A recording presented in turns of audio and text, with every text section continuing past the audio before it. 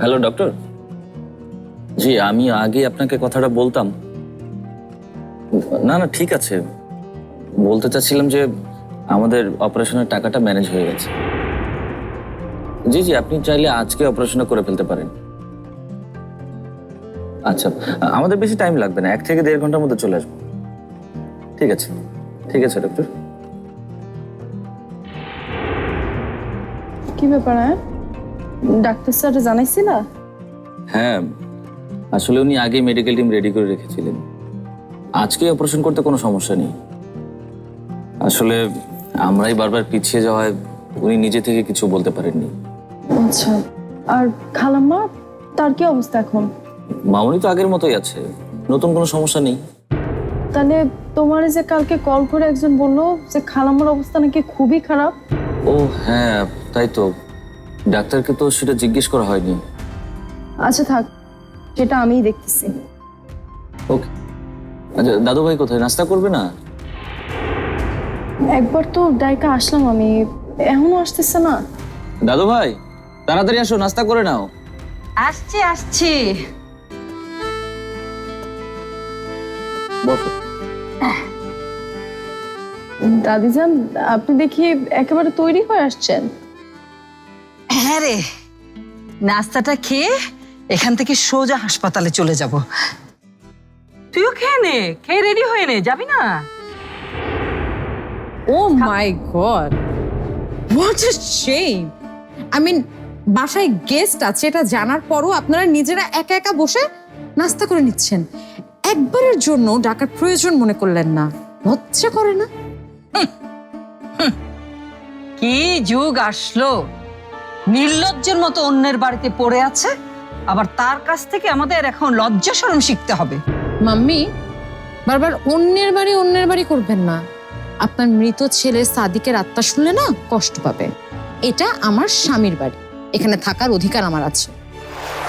কত বড় সাহস তোমার, আবার আমার ছেলের নাম তুমি মুখে নিয়েছো? তোমাকে বাহ, এখন আমি আমার স্বামীর নাম মুখেও নিতে পারবো না। আমার স্বামীর নাম আমার মুখে নেয়া আমার অধিকার। ওসব অধিকারের কথা আমার সামনে আর বলবে না। তোমার মতো দুষ্ট প্রকৃতি মহিলার মুখে আমি আমার মৃত ছেলের নাম শুনতে চাই না। দাদিজান, আপনি শান্ত হন, উনার কথায় রাগ করার কোনো দরকার নাই। আপনি সিন ক্রিয়েট কেন করছেন আন্টি? আমাদের বাড়িতে এমনিতে অতিরিক্ত খাবার থাকে, চাইলে খেয়ে নিতে পারবেন। এর জন্য চেঁচামেচি করার তো কোনো প্রয়োজন নেই। শাট আপ আয়ান, একদম বেয়াদবি করবে না। করলে কি করবেন? ছোটবেলার মতো পাপাকে ডেকে বিচার দেবেন? উফ আয়ান, তুমিও আবার কি শুরু করলা? ওনার কথার জবাব দেওয়ার কোনো দরকার নাই। আর আমাদের এমনিতেও দেরি হয়ে যাইতেছে, আমাদের হাসপাতালে যাইতে হইব খালামার অপারেশনের জন্য। বাহ মনি, এই বাড়ির বউ হয়ে তোমার দেখছি খুব ভাব বেড়ে গেছে। তবে এটা মনে রেখো, আমি কিন্তু তোমার শাশুড়ি। শাশুড়ি হিসেবে এতটুকু সম্মান আমি কি তোমার কাছে পাই না? তুমি আমাকে দিতে পারো না? আপনার নিজের সম্মান আপনি নিজেই নষ্ট করছেন। শাশুড়ি বলেন আর মা বলেন, সেটা বলতে আমি শুধুমাত্র খালাম্মারই গেছি। আর এতে আপনি কি ভাবলেন আর কি না ভাবলেন সেটাতে আমার কিচ্ছু আসে যায় না। যাই হোক, বাড়িতে আসেন বইলা আমি আপনার জন্য নাস্তা বানাইছি, খাইতে চাইলে খান, আর যদি না খাইতে চান সেটার জন্য আমি আপনার পা ধরব।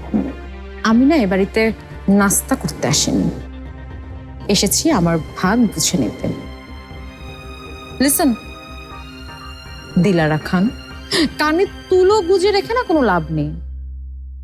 হয় আমাকে আমার ভাগের টাকা দিবেন, আদারওয়াইজ এই বাড়িতে আমার ভাগ আমাকে বুঝিয়ে দেবেন। আয়ান, আমার ধৈর্যের বাঁধ কিন্তু একেবারে ভেঙে যাচ্ছে, আমি বলে।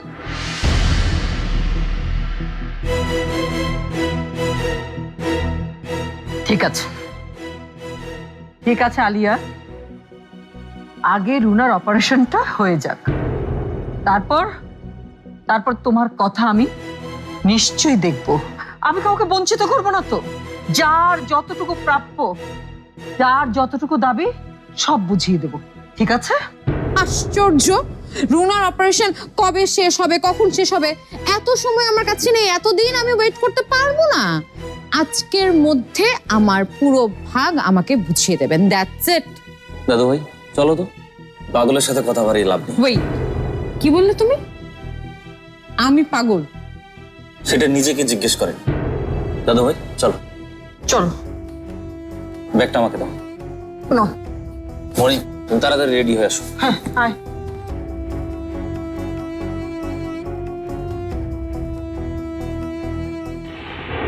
মাশরাফি জুনিয়র টিভিতে প্রচারিত হওয়ার পূর্বেই সম্পূর্ণ নতুন এপিসোড দেখুন শুধুমাত্র দীপ্ত প্লেতে।